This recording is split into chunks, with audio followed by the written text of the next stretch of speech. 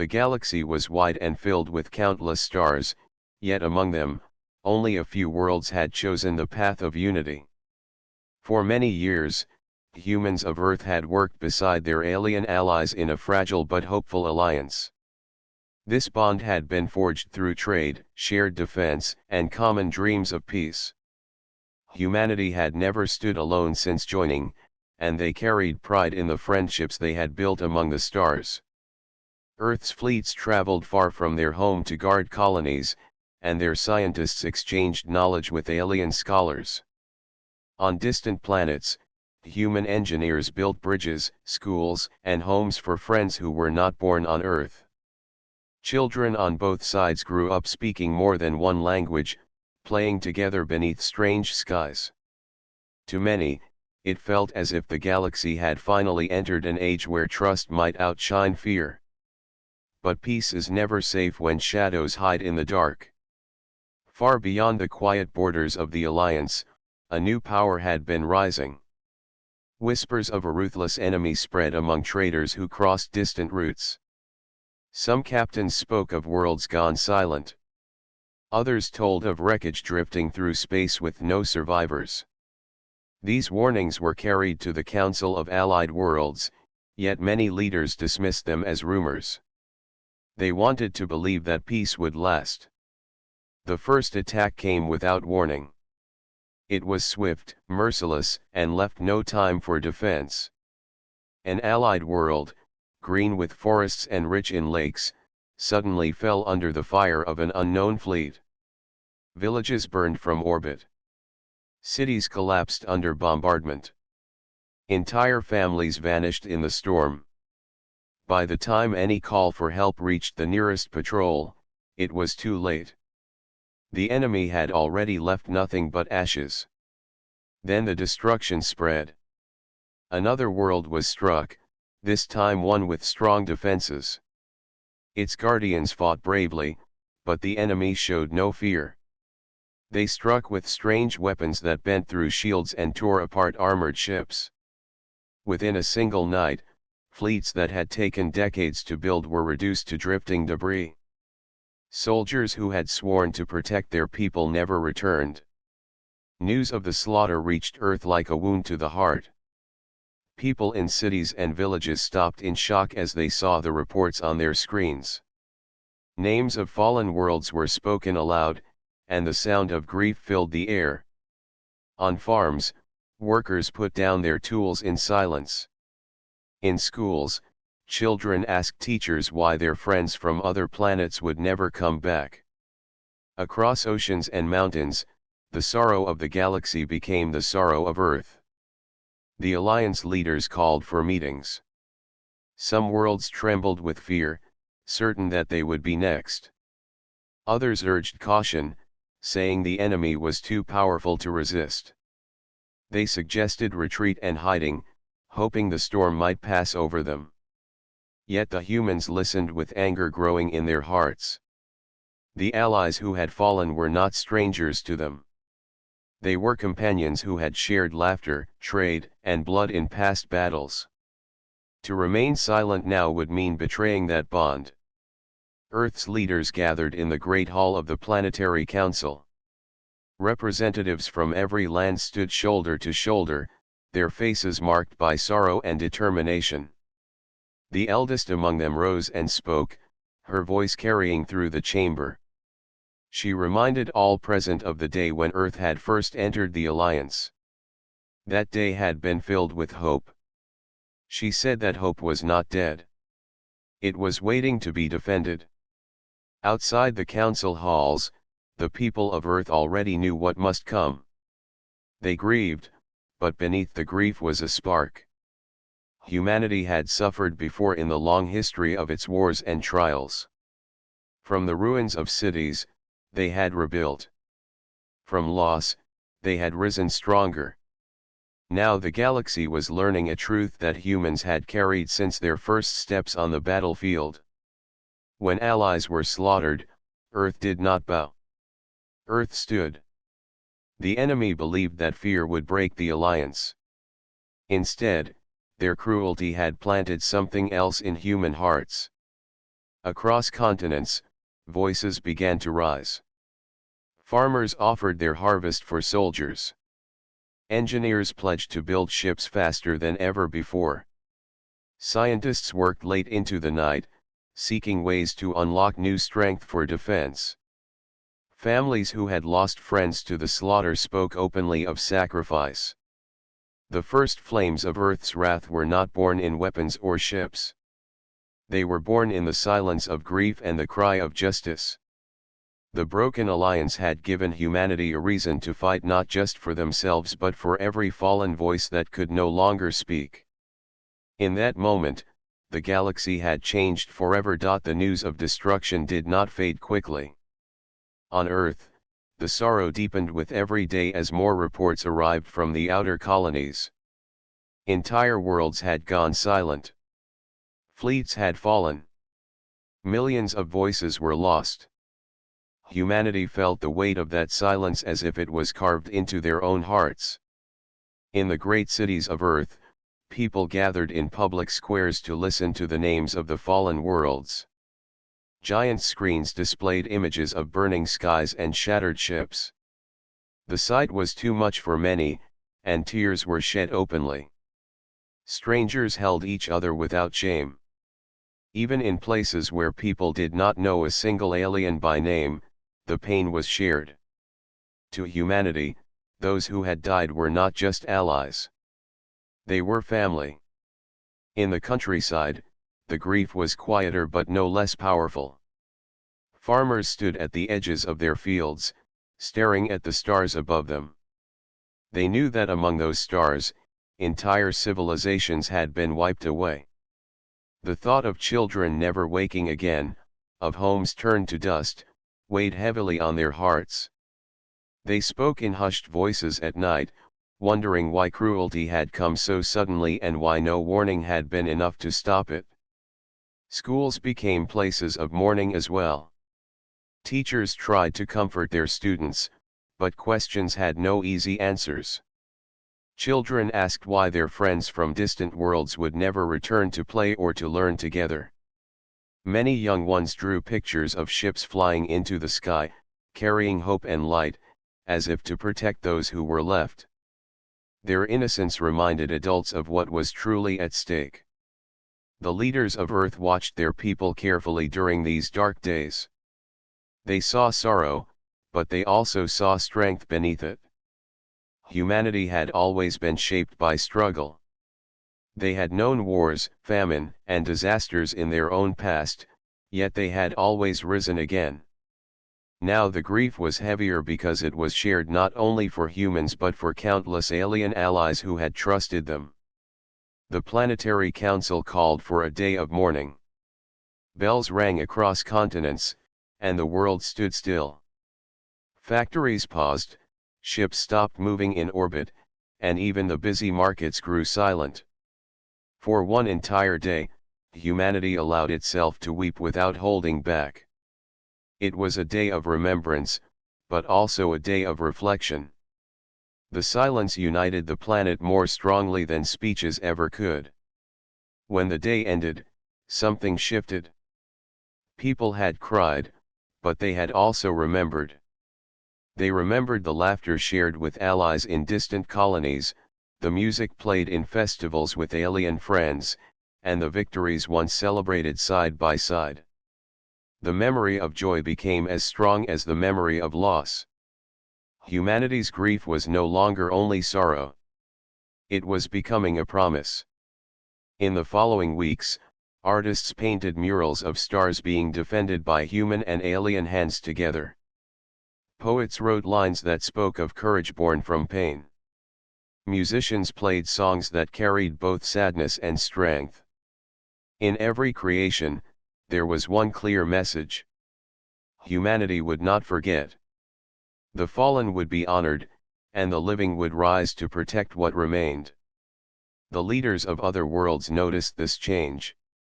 Many of them still trembled with fear, hoping to hide from the enemy. But when they looked toward Earth, they saw something different. They saw a people who did not collapse under sorrow. They saw unity forged in grief, and a fire beginning to burn beneath the ashes. Within Earth's military, soldiers trained harder than ever. They had lost friends too, and every strike they practiced carried weight. Commanders spoke to their troops not with empty words but with honesty. They admitted the enemy was strong, but they also reminded them that humanity's will was stronger. Soldiers lifted their heads high, their eyes fierce with determination. Families who had lost loved ones found strength in each other. Instead of falling into despair, many chose to stand and support the cause of defense. Some gave supplies, others gave their time, and many offered their children to join the service of humanity. Across oceans and deserts, mountains and forests, one truth echoed everywhere. Grief had united Earth in a way nothing else could. The enemy thought sorrow would break humanity, yet sorrow was shaping them into something unshakable. Each tear was becoming a seed of resolve. Each cry of pain was becoming a call to action. Grief was no longer only grief. It was the beginning of wrath, quiet but steady, waiting for its time to rise. In the stillness of night, when people lifted their eyes to the stars, they no longer saw only darkness. They saw a duty. The memory of allies slaughtered without mercy burned in their minds. Humanity knew that to remain silent was to betray them. The galaxy might tremble, but Earth would not. The grief of humanity had spoken. And soon, the stars would hear its answer. The grief of humanity did not fade. Instead, it became a fire that pushed the people of Earth toward action. Yet Earth was only one world among many. Alone, they could not face the threat that had already destroyed fleets and crushed entire civilizations. The path forward demanded unity, but unity was never easy. The Council of the Alliance gathered on a neutral station that floated between the stars. Leaders from many races came together, their faces marked by fear and doubt. Some had lost much already, while others still believed they might escape the danger if they remained hidden. Their voices filled the chamber with arguments that clashed like storms. One leader from a distant desert world spoke of retreat. He argued that their fleets were too weak and their defenses too broken. His people, he said, must be protected by withdrawing to their home world and sealing themselves away. Another leader from a water-covered planet demanded negotiation with the enemy. She believed that surely a treaty could be formed if they offered tribute. Her words carried fear, but no courage. The humans sat and listened. They had lost allies too, but their voices carried a different tone. When the time came to speak, the representative from Earth stood tall. His name was Aaron, a man not young but not weary either. His eyes reflected both sorrow and strength. The chamber fell silent as he began. He spoke of the fallen. He reminded every leader of the worlds that had been wiped away. He named the planets one by one, and with each name the silence grew heavier. He told them that grief was not a burden to escape but a duty to honor. If they turned away now, the deaths of millions would mean nothing. Aaron's voice rose as he spoke of humanity's resolve. He said that Earth would not wait for mercy from an enemy that had shown none. Humanity would fight, not only for themselves but for every ally who could not fight anymore. He warned that the enemy would not stop with one world or two. They would consume everything, and no wall would be high enough, no treaty strong enough to stop them. The chamber stirred with unease. Some leaders shifted in their seats, unable to meet his gaze. Others leaned forward, their hearts moved by his words. For a moment, the fear that had dominated the council gave way to something else. Hope flickered, faint but real. Still, doubt lingered. A young delegate from a forest world asked how humanity could expect to win when the enemy's fleets were so powerful. Aaron did not hesitate. He told them that humanity's strength was not only in ships and weapons but in spirit. He explained that when Earth's people faced disaster, they did not surrender.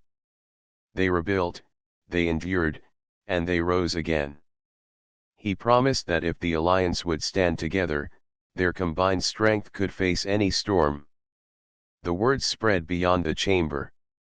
Through networks and transmissions, recordings of Aaron's speech reached other worlds. Ordinary people, far from the halls of power, listened with wide eyes. On mining stations, workers paused to hear his call. On farming colonies, families stopped their labor and gathered around screens. Even on worlds where leaders hesitated, the common people felt their hearts stir. In Earth cities, crowds gathered to hear the council's progress. When Aaron's words returned home, cheers rose in the streets. Humanity had spoken with courage, and now they demanded the same courage from others. They believed that the galaxy could not be saved by one world alone but by many standing as one. Slowly, the shift began. Leaders who had once called for retreat now faced their own people's anger. Citizens demanded action, not silence. Soldiers in alien fleets declared that they would fight beside the humans, even if their leaders refused. Pressure grew, and the council could no longer hide behind fear. A new vote was called. This time, when the question was asked fight or surrender, the chamber did not echo with hesitation. Voices rose in agreement, carried by the memory of loss and the spark of hope. The alliance would stand together. Ships would be built, fleets would be trained, and the enemy would no longer find an easy path of destruction. When the vote was finished, Aaron stood once more. He did not celebrate, for the battle ahead would be long and painful. Instead, he bowed his head in respect to those who had fallen. Then he lifted his eyes and spoke the words that carried across the chamber and into the hearts of every listener. Humanity was ready to fight, and now the alliance was ready too. On Earth, factories began to expand production. On other worlds, hidden shipyards reopened. The call for unity had been answered, not with empty promises but with action. For the first time since the slaughter began, the galaxy no longer felt like a collection of frightened worlds. It felt like a force rising together. The enemy had believed they would face broken and divided peoples. Instead, they had awakened a unity stronger than any single fleet. And at the center of that unity stood Earth, burning with grief, courage, and unshakable resolve. The decision of unity was only the beginning. Words in the council chamber had carried hope, but hope alone could not defend the stars. The alliance needed ships, weapons, soldiers, and above all, the will to use them. On Earth, the response was swift. The grief that had once filled every home was now turning into action. The flame of wrath was rising. In the great shipyards that orbited the planet, workers labored day and night. Sparks flew as metal was shaped into the frames of new warships. Old freighters were stripped and rebuilt into carriers. Engineers who had once designed peaceful vessels now poured their skill into machines of war. Each hammer strike carried more than sound. It carried memory. Every worker remembered the faces of lost friends, and with every bolt tightened, they promised that the enemy would pay. On the ground, factories roared with life. Assembly lines that had once produced machines for farming and trade were transformed into lines for armor, weapons, and engines. Farmers sent extra grain and food to support the growing armies. Families sewed uniforms, repaired equipment, and gave whatever they could. The entire planet moved as if it was one great machine, driven by the fire of wrath. The military expanded faster than ever before. Training fields filled with new recruits, young and old, men and women, all willing to fight. Some had never held a weapon before, yet their determination was fierce. Instructors taught them discipline, but they did not need to teach courage. The courage was already there, born from sorrow and sharpened by anger. Scientists also joined the effort. They stayed in laboratories late into the night, searching for ways to counter the strange weapons of the enemy. They studied wreckage from destroyed ships, unlocking secrets hidden in twisted metal. Every discovery was passed to engineers, who built new shields, stronger engines, and weapons powerful enough to pierce the armor of the foe. Across the oceans and continents, the people of Earth were united. No one was untouched by the grief of the alliance, and no one wanted to stand aside. Even those who could not fight gave their time and skill. Musicians played for soldiers to raise their spirits. Writers recorded stories of courage to inspire others. Teachers reminded children that they too had a role, for the strength of a people was not only in weapons but in unity. The flame of wrath spread beyond Earth. On distant allied worlds, the example of humanity lit fires of their own. Workers on mining colonies began shipping rare metals to Earth's shipyards. Armies of other races started drilling beside human troops. Leaders who had once been silent now raised their voices, declaring that they would not bow to fear. The galaxy was no longer broken and waiting for rescue. It was awakening. Yet even as the fire grew, there were doubts.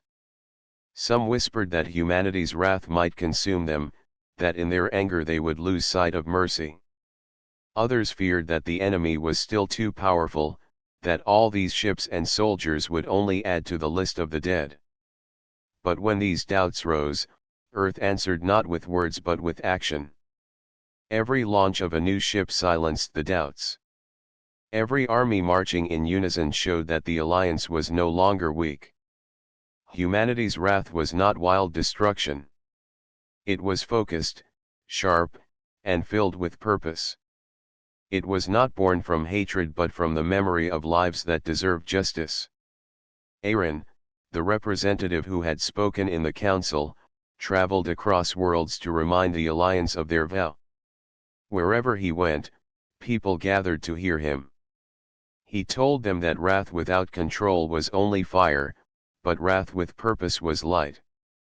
Humanity would carry that light into battle, not for conquest but for survival, not for domination but for justice. His words spread, and the fire grew steadier. At last, the first fleet of the United Alliance stood ready. Human warships formed its core, their hulls shining with new strength. Around them flew vessels of other races, different in design yet united in purpose. Flags of many worlds were painted on their sides, symbols of unity that had never been seen before. From Earth to the farthest colonies, the sight of this fleet brought pride to hearts that had once known only sorrow. The flame of wrath now burned across the stars. It was a flame that could not be hidden, a fire that carried both warning and promise. To the enemy, it was a sign that their days of easy victory were over. To the Alliance, it was a sign that the galaxy had found its courage again. Earth had given birth to this flame, but now it belonged to all. Together they would carry it into the darkness, and together they would show that grief could become strength, sorrow could become resolve, and wrath could become the shield of the innocent. The fleet was ready, yet readiness was not victory. Ships gleamed with new armor, weapons shone with power, and soldiers stood in ranks with steady eyes. Still, the galaxy waited for one moment that would prove whether unity was enough. That moment came sooner than expected. Scouts along the border detected movement. The enemy was returning, confident and unchallenged, believing that fear still ruled the stars. Their fleet entered the outer colonies without hesitation, expecting broken resistance. But this time they did not face silence. They faced Earth's wrath and the strength of a united alliance. The Allied fleet gathered in the shadow of a barren moon. Human warships formed the spearhead, while vessels of other races formed wings of support. Communication lines buzzed with final orders. In command of the fleet stood Admiral Ryan, a calm but unyielding leader. His voice carried across every ship, reminding them why they were there. He spoke not of glory but of justice. Every soldier, pilot, and engineer listened with steady hearts. When the enemy ships appeared on the horizon of space, the fleet did not falter. Enemy vessels were dark and sharp, like predators built for nothing but destruction. They outnumbered the Alliance, but numbers alone did not decide battles. Ryan raised his hand, and the signal was given. The first strike had begun. Human ships moved forward with precision. Their engines roared as they unleashed the opening volley. Bright beams and missiles tore through the void, striking the enemy's front line. Explosions bloomed like fire flowers against the blackness of space. The Alliance fleet followed, adding their strength to the storm. The enemy responded with their strange weapons, twisting beams that bent through shields. Ships shuddered, and alarms rang. Yet unlike before, the Alliance did not scatter. Human engineers had prepared countermeasures, and shields held longer than the enemy expected. For every Allied ship that fell, another pressed forward, carrying the memory of the fallen as fuel. On one ship, a young pilot named Myro locked onto an enemy vessel. She remembered stories of her cousin, who had died on a colony world in the first wave of attacks. With steady hands, she guided her fighter straight into the fire. Her missiles struck true, breaking apart the vessel and sending its fragments spinning into the void. Her cry of triumph was echoed by countless others across the battle. The enemy, once so confident, began to realize the truth. This was not the shattered alliance they had faced before. This was a storm of fire, driven by human resolve and strengthened by unity. The more they pressed, the stronger the resistance grew. Admiral Ryan ordered a daring maneuver.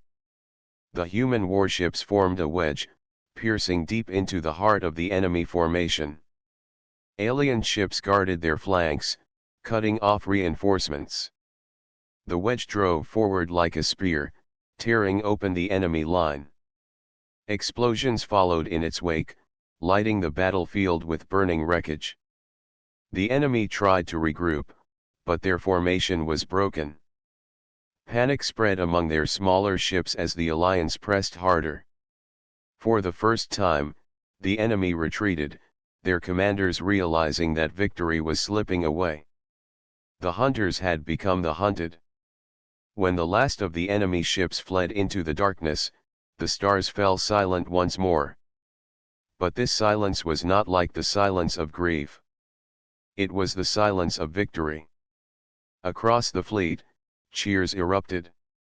Soldiers embraced one another, pilots raised their fists, and engineers wept with pride. Humanity's first strike had succeeded. The cost was not small. Many ships had been lost, and many lives had been given. Yet those sacrifices were honored in the glow of triumph. For the first time since the slaughter began, the alliance had stood and endured. The enemy had been driven back, and their shadow was no longer unchallenged. On Earth, the news spread faster than light. Crowds filled the streets to hear the victory announced. Bells rang across cities, drums echoed in villages, and families held each other with hope shining in their eyes. The grief of humanity was still there, but it was now joined by pride. They had struck the enemy and proved that the stars would not fall without resistance. Other worlds celebrated as well. For races that had once doubted, this victory was a turning point. They saw what humanity had brought to the alliance. Not only courage but also fire. They saw that Earth's wrath was not empty rage but a shield for all.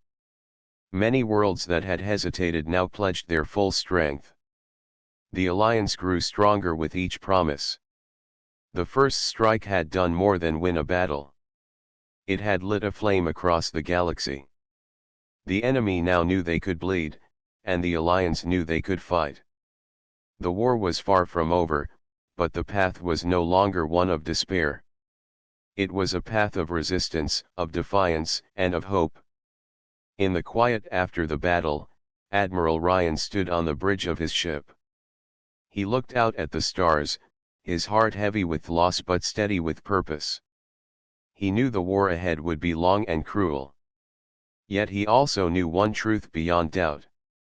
The fire of humanity had been unleashed, and it would not be extinguished. The first strike had shown the enemy that Earth and its allies would not yield. Yet the war was far from over. Across the galaxy, the enemy regrouped, striking where they thought defenses were weak. Entire sectors shook with the rumble of conflict, and the alliance braced for the next wave. Despite the danger, hope was growing. The victories of the first strike had inspired more worlds to join the alliance. Systems that had once feared the enemy now sent fleets, soldiers, and resources to aid Earth and its allies. The galaxy, once fractured by fear, began to stand together. Humans moved at the center of this rising unity, their courage and ingenuity becoming a beacon. On the front lines, Admiral Ryan directed operations with calm precision. Reports came in from distant skirmishes. Smaller enemy forces attempted ambushes on transport routes, but coordinated defenses repelled them. Alliance pilots used tactics that combined the strengths of multiple races, blending speed, firepower, and strategy. Where once humans had fought alone, now they fought with friends of every kind, each complementing the other's skill. Among the fleets, a young commander named Talon distinguished himself. His task was to secure a cluster of colonies that had been threatened by enemy raids. With a fleet smaller than the attacking force, he relied on clever maneuvers, surprise attacks, and coordination with local defense units. One by one, enemy ships were forced to retreat, and the colonies were saved without major loss. Talon's success spread quickly, showing that the enemy could be outsmarted as well as outpowered. Back on Earth, leaders observed the reports with cautious optimism. Scientists had improved weapons and shields since the first strike. Engineers had repaired ships faster than ever. Every victory strengthened the alliance's confidence. Citizens worked tirelessly to supply the fleet, and the memory of fallen allies continued to drive their efforts. The grief that had once been heavy now guided them like a compass toward justice. On several distant worlds, the turning tide became most visible. Planets that had once hidden in fear now raised flags of the alliance. They sent pilots and soldiers to join the fight. Their fleets, once isolated, were now part of coordinated attacks. Even planets previously neutral began to act, realizing that the enemy's cruelty spared no one. Humanity's example had shown them that resistance was possible.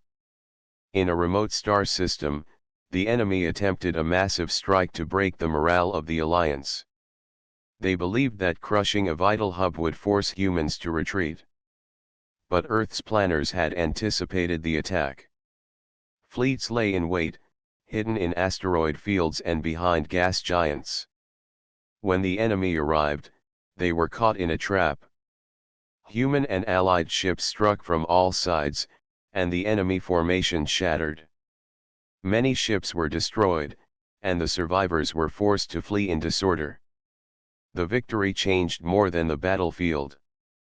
Across the galaxy, the enemy's reputation was weakened. Worlds that had feared them began to believe that resistance was possible. The alliance grew bolder. Plans that had seemed too risky before were now put into action. Communications lines and supply routes were secured. Colonies that had once been abandoned were reclaimed. Humanity and its allies were no longer reacting to attacks, they were shaping the war themselves. Even among civilians, morale rose. Children on distant colonies watched fleets pass overhead, knowing that their protectors were capable and determined. Teachers reminded students that courage came in many forms, from piloting a ship to repairing one.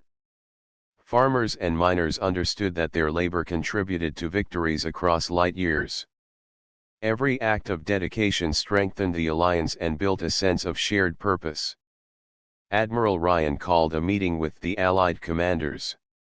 He reminded them of the fallen, but he also reminded them of the victories that had come from unity. "We have faced the enemy with courage," he said. "We have shown that no matter their strength, the alliance stands as one. This is only the beginning. The tide is turning, but we must not falter. Every battle won strengthens the galaxy for all who remain." As the Allied fleets moved forward, the enemy's movements became cautious. Where once they had struck without fear, they now retreated from well-defended positions. Humanity's wrath had grown into strategy, and that strategy had begun to dictate the flow of the war.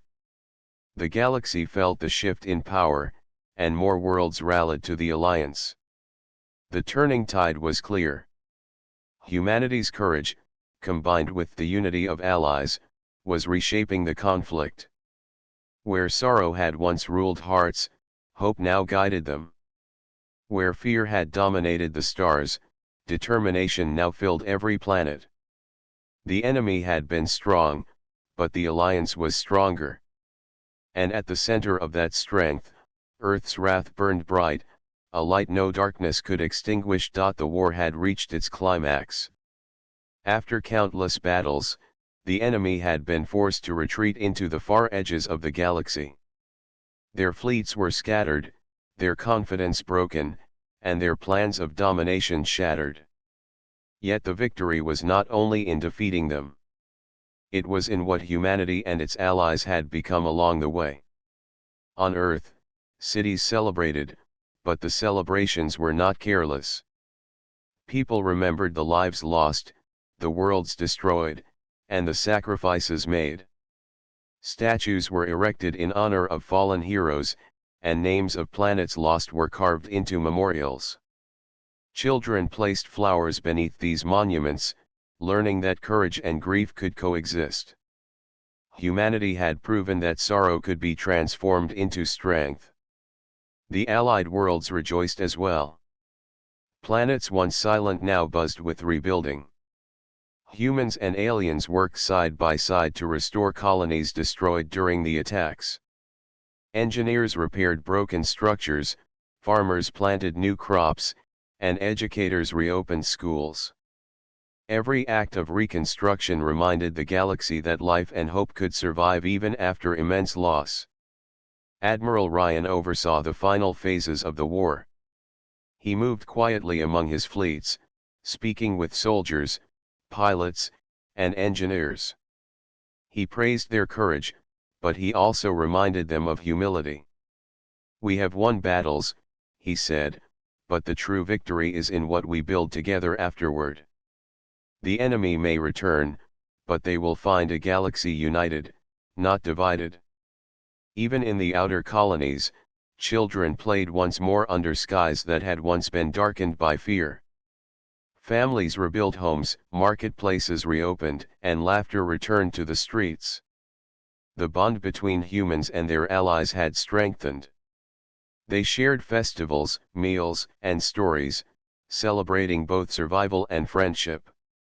The war had shown them that unity was not simply a strategy, it was the heart of their civilizations. Across the galaxy, leaders convened once more. They recognized that the conflict had changed everything. Treaties were renewed and strengthened. Borders were defined not only by maps but by agreements of trust. Humanity's role in the alliance became clear. Earth was not only a member but a guardian of unity and justice. The galaxy had learned that when humans stood with purpose, their determination could inspire others to rise. Scientists continued their work, transforming lessons from war into tools for peace. Energy sources once used for battle were adapted for colonies, healing technology developed to repair not just bodies but ecosystems. Inventors shared their discoveries openly among allies, fostering innovation and cooperation. The legacy of Wrath was now a legacy of creation and protection. Soldiers returned to civilian life, carrying the memory of battles fought and victories won. Some took to teaching, training the next generation of defenders. Others became leaders in their communities, guiding reconstruction and ensuring that the lessons of war were never forgotten. Each person understood that courage was not only shown in combat but in everyday acts of care, protection, and dedication. The enemy, scattered and cautious, now saw the strength of unity across the galaxy. They understood that fear alone could not break civilizations that stood together. Humanity had taught them that wrath, when guided by purpose, was more powerful than fleets or weapons. It was a force that could ignite courage in others, shaping the destiny of the stars. On Earth, Aaron spoke to the people one last time about the war. He did not speak of victory alone. He spoke of responsibility. "We have fought not for power," he said, "but for justice. We have honored those who were lost by standing strong. Now we must honor them by guarding the peace, by helping our allies, and by building a galaxy where all life can thrive." His words resonated not only on Earth but on distant worlds, carried by messages and recordings. As the stars shone across the galaxy, the Alliance celebrated not only survival but transformation. Humanity had become more than a member of the Alliance. They had become a symbol of courage, determination, and unwavering justice. Every planet that had joined the fight now knew that when Earth's wrath ignited, it burned with purpose, protecting the innocent and uniting the willing. The galaxy was at peace, but it was a vigilant peace. Humanity's legacy of wrath had left a mark that no enemy could erase. The flame that had risen from grief had been tempered by courage and unity.